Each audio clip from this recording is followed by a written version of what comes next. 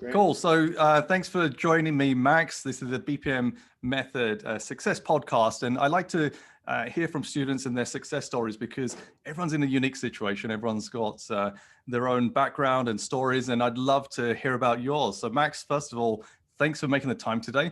Tell us a bit about kind of who you are and what your background and your business is. Sure. So my name is Maxx Blank. I'm a family man. I've got 3 kids and an awesome wife. And I really prioritize that with my business. So I try to create everything around that lifestyle and how to make that as impactful as possible and be the best, father, husband I can be. So I've been in the e-commerce direct-to-consumer business for about 6 years, I want to say. I had a business before my current business, which we'll get into soon. That was a handbag brand that began just drop shipping the old school way from AliExpress back in the day, and then it kind of morphed into something more than that. And then my wife and I, she actually had an idea for these hair braids. And so we are Orthodox Jewish, and the women, our wives, they cover their hair. And so they accessorize it they cover it with a wig. So they accessorize it with a braid. And you can really only find those in certain shops in Jewish areas. We thought it was a great accessory. So we immediately started to plug into our network in manufacturing and found a way to source them. And we launched it to a daily deal site that was targeting towards modest clothing and accessories for more of a religious audience. And this marketplace was an open marketplace. It wasn't like an Amazon where you didn't get the data, right? So we were able to launch the product onto this marketplace and then retarget. It was driving us traffic. So we could then retarget those people on Facebook and Instagram. And we built our audience off of that. So it was a side project. I didn't know what it would do. And I had at the time another business that was going very well. And one day I'm like, let's see if a broader audience would enjoy these, So we had a nice photo shoot, and we created some lookalike audiences off of that data. And it literally went from a couple thousand orders, through the whole year to, 5,000-10,000 orders a month. And we were off to the races, right? Absolutely. So when you kind of started off, what were your kind of barriers with Facebook ads? What were you doing, and what was working and what wasn't initially? Sure. So I think one thing that people struggle with is they feel like they have to test a ton of products, right? At the beginning, to figure out which one would work. So we got lucky and we found a product that worked pretty well. And one thing that we had struggles with was getting new creative all the time, like authentic user-generated content. And so we struggled. So we would hit an ad and then we would be lacking the content and the resources to have a photo shoot. And we didn't know what to do. But we could have maybe past customers make us videos, and that would work. But we ended up creating a method in which we could scale up micro influencer content and have virtual assistants and teams manage that process and bring us content that we then could use in our ads. And that allowed us to grow from, doing a couple thousand orders a month to, tens of thousands of orders a month. And so keeping up that scaling to get that UGC in was massive, right? That was the key to the growth. But then once you have that flow going and it's working, Facebook is always changing, and the algorithm, one day it's amazing, the next day you wake up and you're like, why did I even look at my phone, right? Yeah. And so, as to be successful, you have to always be looking for new ways, new tricks, new ways to get Facebook working for you or Instagram working for you. And that's how I came in and found the BPM.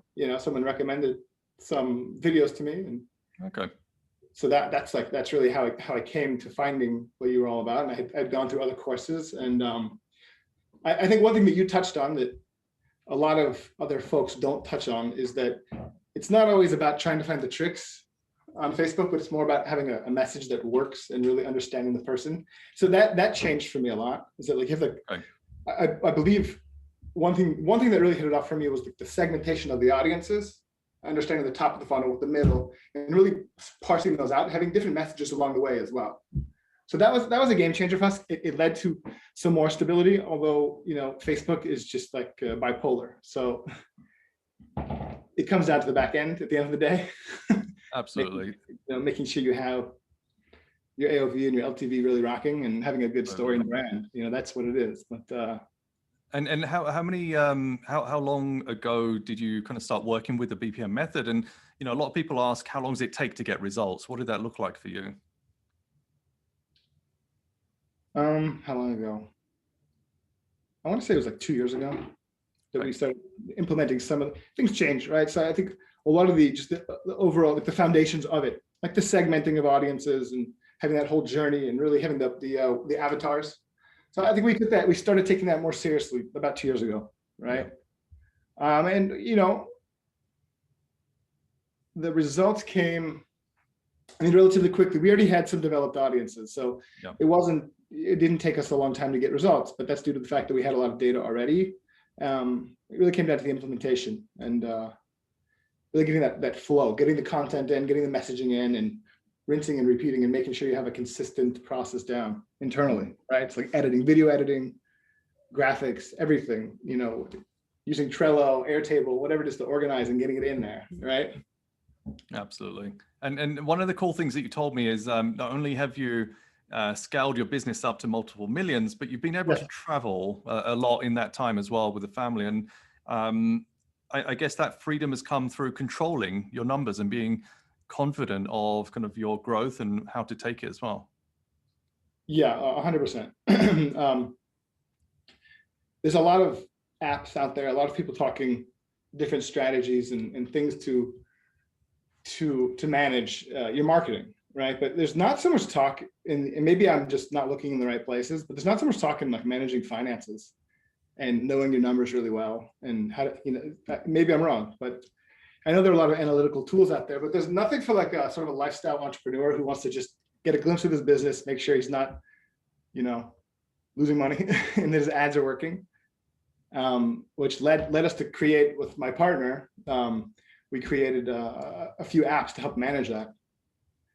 So Triple Whale, we showed you that a few weeks ago. Absolutely. Which is like it started off as a tracker. My partner AJ is running the ads for my business, and I would call him and ask him just questions all day, hounding him. What's our ROAS? What's going on? What's the conversion rate? And just everything you want to know as an owner that you want to get from the operator. And so we just kind of created an app around those questions and those processes. So it's sort of like I want to call it like a dashboard that allows you to track your net profit, and it's all real-time data and it's mobile first. And eventually we're going to build out some AI to it to help you with different suggestions and hints and things to help you be more productive. We're about to launch, this is very cool, Depesh, I'm going to send this to you, I think you'll enjoy it, but we created a calculator that has your net profit, your number of orders, your AOV, your LTV, your conversion rate, merchant processing fees, all the staples. And you can it's pulling your data from the tracker onto a separate, let's say, page in the app, and you can manipulate the data and see if you were to increase your conversion rate by 0.01, what would that do to your bottom line? Absolutely. Or if you increase your AOV by 50 cents, $1, whatever it may be, it'll show you where what's fascinating is you'll see that the slightest little changes in the right place magnify the results. Yeah. So that's coming out soon. And just on that note, one of the early modules in the BPM method is about understanding, not just knowing your numbers, but how those numbers influence each other as well. So, what we talk about is if you want to influence ROAS, then you have to influence cost per acquisition and average order value. And then that kind of tree diagram goes below as well. When you kind of went through your journey of building up your store, because a lot of people start with Facebook ads, but it's not the end. Like, for example, if you are, running your e-commerce store, you get some traffic in, you can manipulate your conversion rate to make your costs lower, or you can increase your average order value, or as you said, you can improve your lifetime value, which is that they're all parts of how we built the whole BPM method process out. But what was your kind of stepped process in your journey of kind of creating your growth? So obviously Facebook, you start by generating the traffic, but how did you then move that to get up to kind of multiple seven figures in your revenue? Yeah, I mean, once you have that valve of people coming through, and it's either your front end is breaking even or hopefully it's profitable, you're going to do the standard back end. You're going to get your email going, your automated flows, your standard automated email flows. You're going to get your SMS marketing going. You do some promo, you do some content emails, you get your social media stuff up and running and make sure it's solid. You'll notice that you're bringing people in, people are trusting you, they're coming to see you, they're ordering your product. You have such an opportunity to sell more, to give more value, and to really service these people. And then, Facebook allows you to get such amplification. It's unbelievable. I mean, we have a whole nother business of wholesale that came through the Facebook ads, right? We didn't plan for that. Now we are planning for it, but we have a wholesale business from that for salons, boutiques. We even got a big box deal through our Facebook ads, right? Which is fantastic. And then aside from that, also the Facebook ad, there's just so much there that people don't think about when it comes to e-commerce business and utilizing Facebook. But you're also going to get sales on marketplaces if you're just simply there, right? So like day one, when I opened up, I don't know really anything about Amazon, just honestly, like I'm just not an Amazon guy. But I did set up an Amazon account and optimized it. Now it's a beautiful thing. But the day one that we opened up Amazon, I got a 10% lift in my sales. That was without doing really any advertising on there. And then we set up Walmart, and it's a lot smaller Walmart, but it is, everything's stacked on top of each other. It can make a huge deal, right? We have Walmart, we've got some Etsy, we've got some Zulily, we've got all these things. And now we have, I mentioned a big box business, wholesale business. So all these things just kind of build on top of each other. But it's all about having the foundations of Facebook ads, your media buying skills down so that you can do all this, and then building out a team. Absolutely. So kind of going back to the BPM method, really for you, it was helping you understand avatars and the kind of relationship flow between yourself and your target consumer as well. Anything else in particular that kind of made a difference to your media buying, your store, for example? Sure. It brought an awareness of like the fact that it's really hard to manipulate Facebook traffic. It's really out of your control. There are some things you can do, but there are just fundamental marketing tools and psychological tools that I believe are conveyed in BPM, that you just have to have good messaging and that's right. Bring people in and work on the back end, because you can control that more than you can control the front end, right? That is something I believe you touched on a lot. That's right. And that was crucial. A lot of people who get into e-commerce, especially like, drop shipping, which I used to do a while ago, quickly got away from that. But a lot of guys that get into that model, from my experience, they're not thinking about the back end at all. They're thinking about making money off the front end. And really that's a short-term thing. It's not a long-term thing. I think it's important to think long-term. And I believe that the BPM method did bring more of that long-term thinking to my business and allowed me to see, like, just because Facebook's not working for you day one or on one day, you still have people coming in, you have people hopefully trusting you, and you're delivering a good experience and a good product. You have the real opportunity to deliver value, and from that value to create a business, and it's important. Absolutely. Yeah. So what would you say to someone who's on the fence at the moment, who's seen the program, watching this video, that isn't sure if the BPM method is right for them, and kind of considering your journey? Like, did you join the program at the right time? Was it too early? Was it too late? What would you kind of say for someone who's growing into your path of growing their e-commerce store? Sure. So look, I don't think you're really ever too, I think you're almost, I say this properly, you might need to edit this out, but I want to say, I think you're almost always too late, right? You gotta just go, right? Because things are always changing, and you have to be re-educating yourself all the time. And there are so many people out there that are selling programs and courses. So you have to make a good value call on who is giving that information and do your homework. Make sure they have a good reputation, which you do. And it makes sense because I already had experience in ads, and what you were saying just made a load of sense.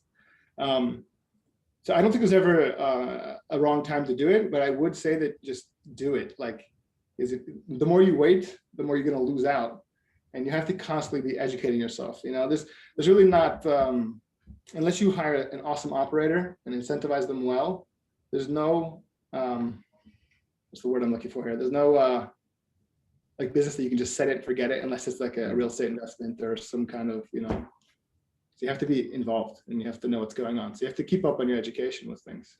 You're not going to get this education in school. That's for sure. Oh, 100%. And you'll pay 10, 20 times more to learn anything close to that in by the time they finish their textbook, it's already changed 20 times. You know what I mean? So. And that's an important part of what we try and do with the BPM method is to keep it updated. Every quarter we're reviewing, even something as simple as ads policy updates every few months. You have to keep up to the date with it as well. But I think iOS changes. I think you had some good content on the iOS changes coming out. These things are very helpful. I don't know if do you have like a community online? Yeah, we do. We've got our Facebook group, Facebook Ads Experts Academy. And, that's all about trying to balance out everything we're trying to achieve for as many people as possible. Yeah. Some people don't want to pay for a course. They don't want to take a course. That's absolutely fine. You guys go onto YouTube and the Facebook groups, get all the free downloads. But essentially, you're always trading time for money. So if someone comes in and says, I don't want to join your program, I'll learn it myself, I'm absolutely supportive of that. There's loads of material to go and do that, but it's going to take you a little bit longer to take the learnings and develop the path, or you can shortcut that and say, you know what, I'm going to invest, but I'm going to learn at the same time. And I've been in the position before, many years ago when I was made redundant, didn't have money, etc. I was learning affiliate marketing.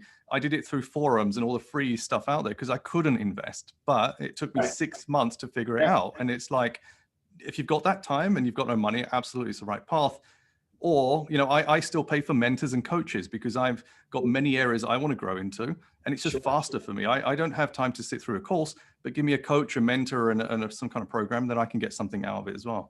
It's so important to have a coach or a mentor to continue the development of the education, to get the access you need, to get the right answers, to get the right direction. You can't do it without that mentality and without that as a natural practice. I have a business coach. I go to seminars, I go to retreats, like in these things, you do networking, even things outside of e-commerce, because you never know like what ideas you could take from some totally classical business and bring it into e-commerce. And you have to be an entrepreneur, you're in the field hunting and you have to feed your family. Absolutely. Well, listen, I appreciate your insights into that. I think it's been super informative on how you used the BPM method, but what you've achieved as well, to take your e-com store to the levels it is and being able to get into retail and actually grow new businesses off the back of it as well. Thanks for making the time. This has been an awesome insight for me as well to hear kind of what you've done. So really appreciate it. Thank you, Maxx. Thank you for the opportunity. And nice one. Thank you. Thank you for the content. Fantastic. Have a great